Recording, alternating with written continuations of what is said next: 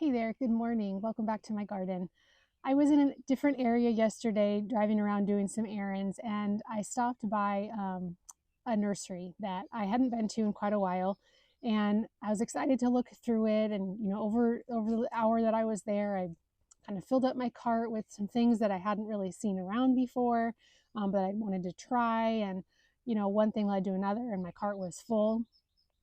And then it kind of just hit me that I was like, what am I doing? I have a collection of plants at home that really need to get into the ground, that I already need to find, spaces for, and I really shouldn't be adding to that amount of plants here at home that I have to plant. And it was a good it was a good kind of eye-opening moment, and I was proud of myself for having that restraint, because I mean, you guys know, I'm sure it's for you and you all know it is for me. It's fun to buy new plants. It's fun, that exhilaration, that the joy of the beautiful new addition to the garden. I don't know. I mean, I that is fun for me, obviously. Um, but I'm getting a little bit more limited on space in my gardens, and so I need to be more conscious of just shopping and bringing stuff home. And obviously financially too, it's wise to not do that, to buy so impulsively. Um, so it was fun though. It was fun to see what they had, and now I have in my mind, and I even made a little note in my phone, of the plants that I saw there and that I want to kind of keep in mind as I'm looking through my gardens to see maybe where I do want to put those after I get planted what I already have here. So that was very motivating to me. It was encouraging, but it was also motivating to me to get what I have already planted in the ground. So that's what we're going to be working on today. And I thought it would be fun to start off with all of my purple plants, because I have a lot in this collection that I've been putting together this spring, of plants that either are purple in their foliage or purple in their blooms. So I'm just going to set those plants out. I'm going to divvy them out of my collection here, and then we'll go around and we'll get those ones in the ground. Oh, but before I do that, I should say that I did put all the plants back. I didn't purchase any. I spoke to the gal that owns the nursery, and I was kind of telling her what I was experiencing, and she was like, "Yeah, I always tell people, don't buy stuff if you have a bunch to plant. I don't want it to go home and just sit in the can." So she was very sweet and she was understanding. But it is a seasonal nursery; they do close. She said just once they sell out, which is usually, she said, by the end of June. So I do hope to get back there before that. To at least just go and enjoy it again, because it was a lovely nursery, and there were some fun plants that I think it would be neat to incorporate into my beds. So anyway, that being said, I didn't come home with anything new, so everything that we're looking at today is stuff that I already had. So let's get going. All right, so here's the collection, and this might be not very much for some of you to see. Some of you may have a lot more, that you're holding on to. Some of you may never hold on to plants. I don't know. I know some of the channels I'm sure we all know and love, they often have a huge store of plants to be pulling from. But this just, it kind of starts to stress me out, and it also prevents me from feeling like I can move on to other projects that really need to get done, such as fixing drip, before the weather hits. So let's see. So we have, here's a lilac, here's a lavender. I have some buddleia and some sedum that are purple. I also have some salvia that's already sitting out in the garden right over there that I want to get into the ground, and then also some nepeta. So let me just pull that out really quick and we'll look at it, and then we will go get started placing.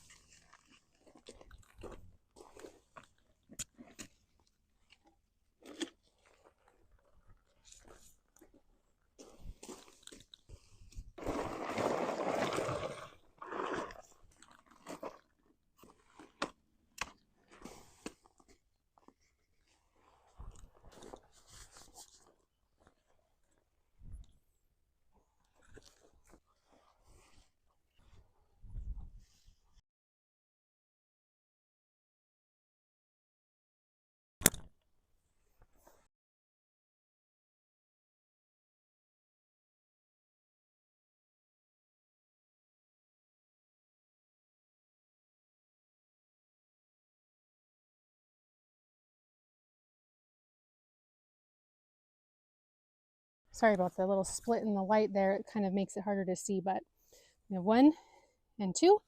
And then here's the tag for those May-night salvia. The deer don't like this one. It has a kind of a fragrance to it that they're not fans of. 24 by 24. So those could potentially just really fill in these spots pretty nicely. So 2 down and those ones to go.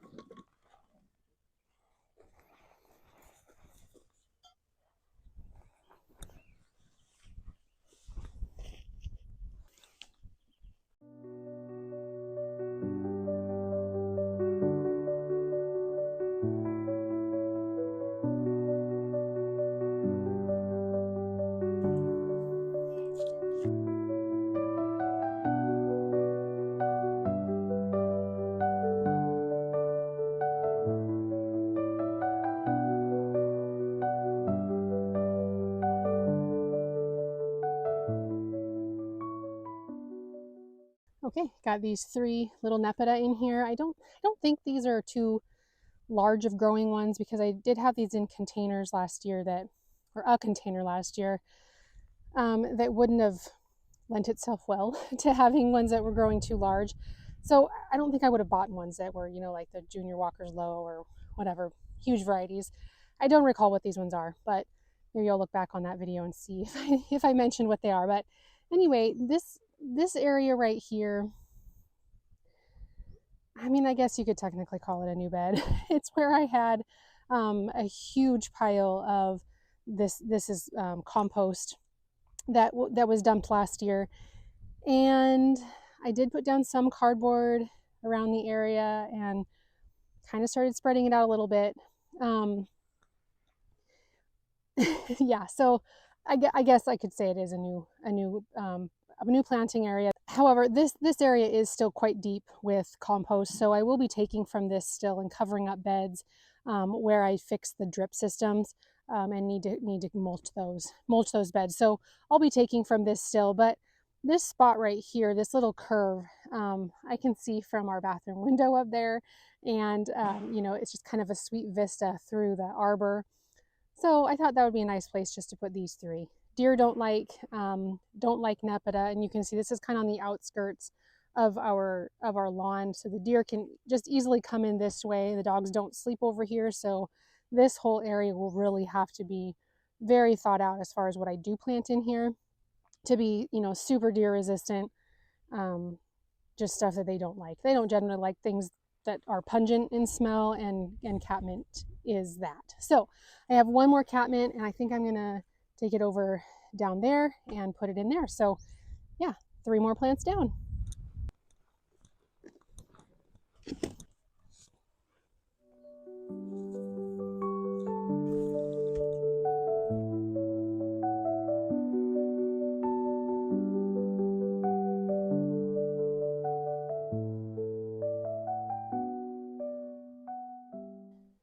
All right, 1 more in the ground. This is where the other nepeta ended up, right in between the gardenia and the spirea and the barberry. I was thinking about putting it over on the other side, but that area is a little bit more open right here to be able to put, maybe a drift of something, versus this spot was kind of just welcoming for just 1. And over on this side, I do have quite a chunk of other nepeta. So thought it would kind of coordinate well to have this one over here. So 1 more down and just a little bit left here in this wagon, and then we'll find a spot for the other ones that I think are going to go into the backyard. Okay, next up was the Anuk. I should probably look up how to actually pronounce that so I can know that I'm saying it correctly, but the Spanish lavender that has the silvery foliage. I didn't have to go very far. It just was right there. And then I thought right here would be nice. Super pretty, I think, with the evergreen that's gotten nibbled on quite a bit by the deer. But anyway, right next to that one, and then it's contrast with this beauty berry. I think it has the pretty purple purple berries on it at the end of the season. So I thought that was a nice contrast between those two. And again, this is evergreen, so that'll be a nice bright spot here in this spot, even during the winter. So it'll be blooming pretty soon. The pretty purple flowers on that one. One more plant down, a few more left, and I know just right where the sedum are going to go, and then we'll have to figure out where the butterfly bushes are going to be.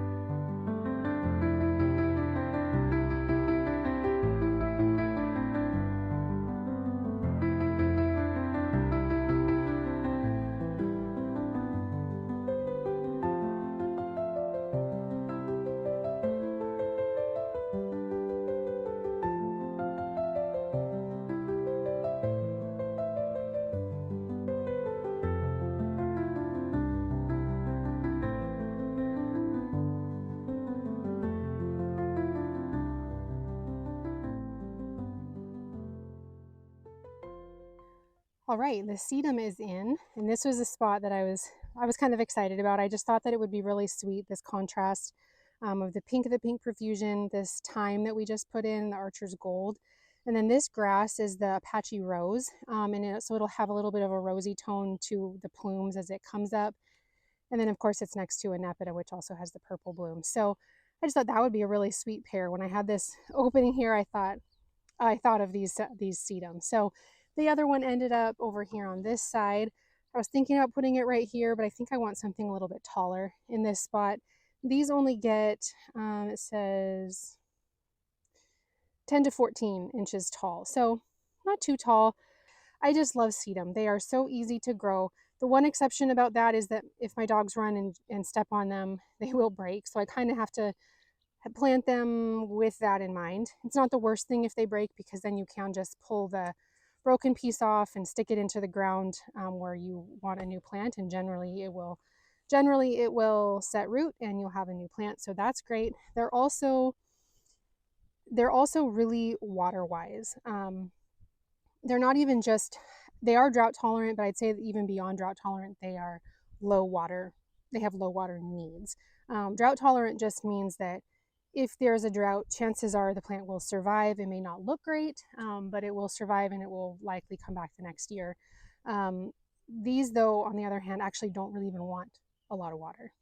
They don't want to be watered a ton, and I appreciate that. So I think those ones look really sweet where they are, and I think we only have, in the wagon, we just have the 3 little butterfly bush left. So I'm going to think on where I want these.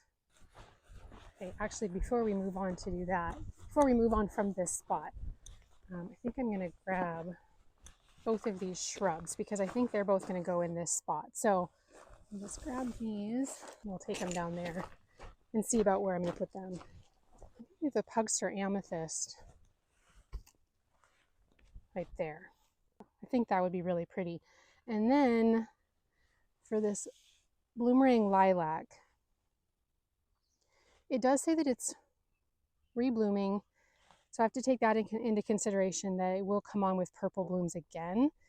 But I'm kind of thinking of putting it right here where I took out the peach tree. I don't think it'll compete. There's a vitex right there next to it that will also bloom purple, but I don't think that the colors will contrast. And I've not really had my other bloomerang lilacs rebloom that great for me. I'm sure it's different for other people, but I think I might want to try it there because I think that would be really pretty early in the spring to have that color right there. I was also thinking of putting it over here where I took out the other nectarine, but I think I'm going to put one of my forsythia there. So yeah, let's see how it looks right there.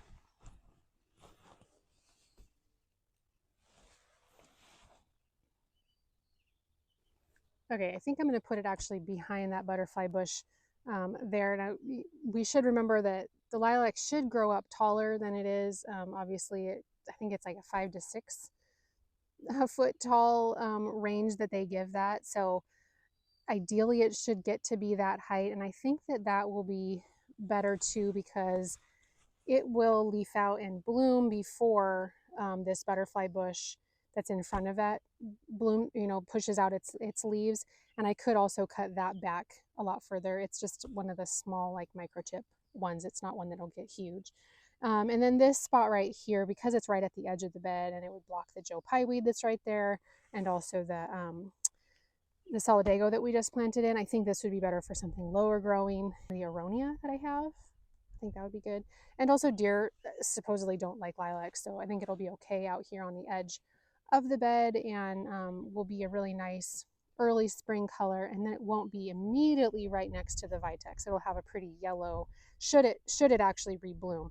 It'll have a nice yellow in between when the vitex is in bloom. So I think that one will go there. And then I was actually thinking, if I look at this color of the periwinkle, I wonder if that's maybe too close to the color of the salvia here. So I think I might actually put in one of the little chrysalis blue here in this spot instead.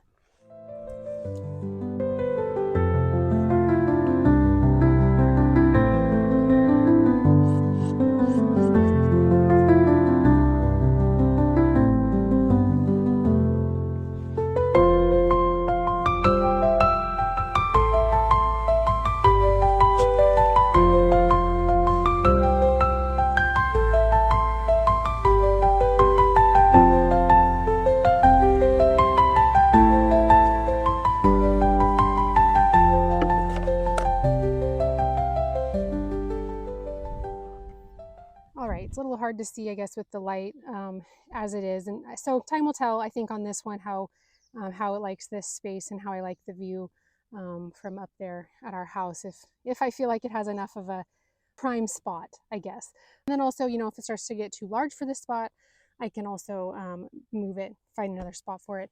Sort of what I was thinking, would be good for this bed. And I feel like I said the same thing about this bed, that when things get overgrown in other spots, I'll move them to this bed. And that other than the vitex, I will say, I did move the vitex here because it was too big for its spot, so I moved it down here. So I did at least do that, but a lot of the rest of the stuff in this bed has been new. So anyways, if the lilac gets too large, I can move it over into that bed, but we'll see. I think it'll be a good start for it here. And then, oh, Bella, no, Bella, come. And that's why I often have to plant things like a juga, because the dogs will just roll on it. So right over here, I put in the chrysalis blue. I'll put a picture of it online so you can see the color. Obviously, it's not blue; it's a darker purple. But I think it'll be enough, more of a contrast between the pink profusion salvia than the periwinkle buddleia was. And I think I'm going to put a cloche over this. I don't know if I mentioned it, but these are very fragile. It's one thing about kind of similar to the sedums in that they're pretty fragile, and if the dogs step on them, they'll break. And these ones I can't root in like I can with the sedum. So I really don't want that to happen to these guys, especially being little. It's more likely to happen. It's also partly one of the reasons why I often do get larger plants, is because if they are larger, the dogs are less likely to step on them. So I think I'll put a cloche over that. And then I was actually thinking maybe tucking in the other one right here. I think that would look really sweet. 20 to 28 inches. Eventually, I think that will just fill in that spot really nicely. And these three right here and the candy tuft are all just low growers. And so it'll just kind of fill in the spot between the hydrangea and the two boxwood that are right there. So, and then it'll be cute because it'll be kind of flanking, a little bit one on each side of this garden. And then I'm thinking actually down there on the end is where I'll put the periwinkle butterfly bush. I think that would look nice down there, and the color will be different enough from the nepeta that's right there to where the two purpley colors aren't too similar. So yeah, let's just get one of the other chrysalis blue in right here. And then we'll move on to do the periwinkle butterfly bush.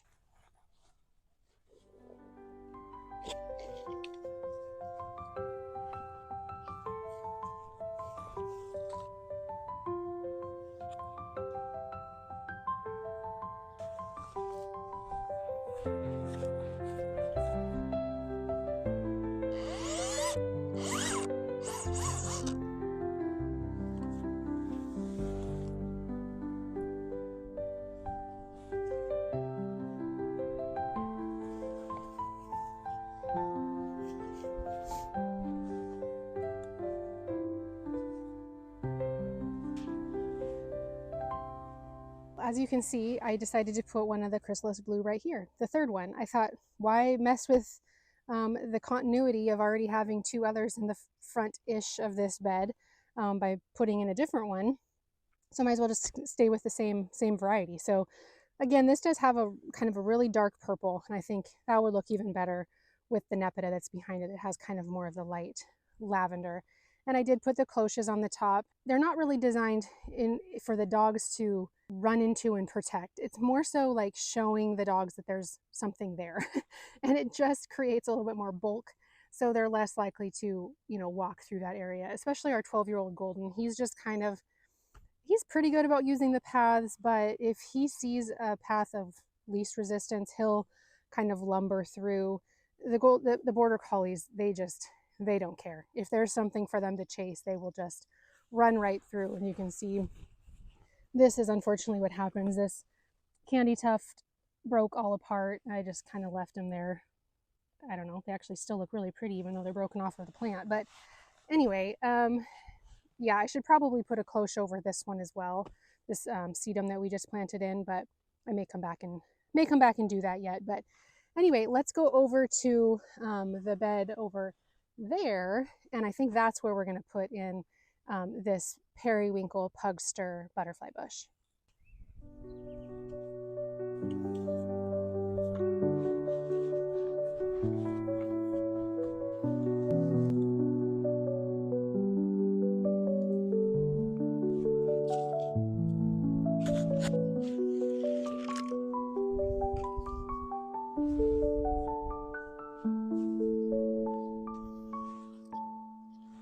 Little bit of change of plans on the pugster periwinkle. You saw me looking up there in that bed up on the hill there, and because that is a very new no dig bed, what I was looking for is to see if the cardboard had started to deteriorate, and it had, but I was still hesitant to dig into the soil underneath it. I probably could have, but ideally, because this is such a small one, a small growing shrub, I would have wanted to have it, down on the edge. And down on the edge, it hadn't deteriorated quite enough yet. So I decided instead to put it right here. And it's, like I said, it's just a 2x2, so it'll fill in this spot. It's right next to these golden Caryopteris, which also have a bluish bloom, but the periwinkle, I feel like, is a little bit, it's definitely pinker, as you can see in the picture. It's definitely pinker than the blue that's on these. And I don't know. It'll be interesting to see if they're even blooming at the same time, because the Caryopteris blooms quite a bit later in the season. So, but it is a super pretty contrast of the foliage color, which I love. And there's nothing else around here that's really blooming in that color. I have two echinacea here that are pretty bright pink, I believe. There's one beneath this. You can see that little guy right there. It wasn't coming back well, so I don't imagine it would survive anyway, so I didn't mind planting this one right here instead. So anyway, there's an evergreen shrub here, a boxwood here, just the white annual there. And so yeah, I think it'll be a really great spot for this color in the front of this border. So that's all the plants that I brought down here to plant in. I'm gonna just get these watered in really quick. I've done most of them, but I'm gonna get this guy some water and the other butterfly bushes. And then we just have the two plain the blue salvias, which I think I know where one of them is gonna go in the back, and we'll find another spot for the other one. So sweet, we're almost done, and we've gotten a lot of planting done, and I'm feeling really good about it. So let's go, we'll water these in, and then we'll go get the rest of them done.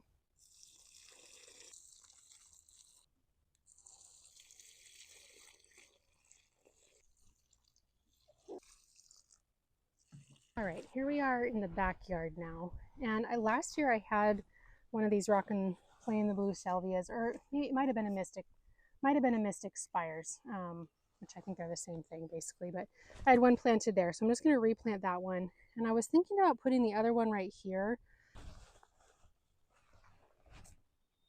Yeah, I think that would be nice. Actually, I'll just go ahead and put that one there and that one there, and that'll be some nice bright green and the pretty bluish purple flowers that are right there. And then if they're next to each other, I will remember to water both of them, because I do water my annuals a lot more than I water the rest of my gardens.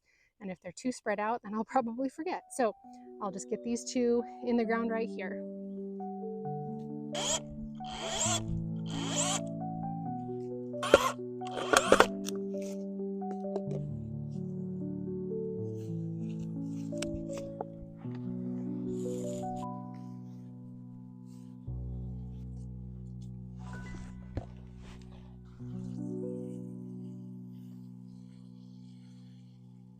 Alrighty, the plain the blue salvia are in. I don't know why everything on this bed looks like it is slanting, but it really does.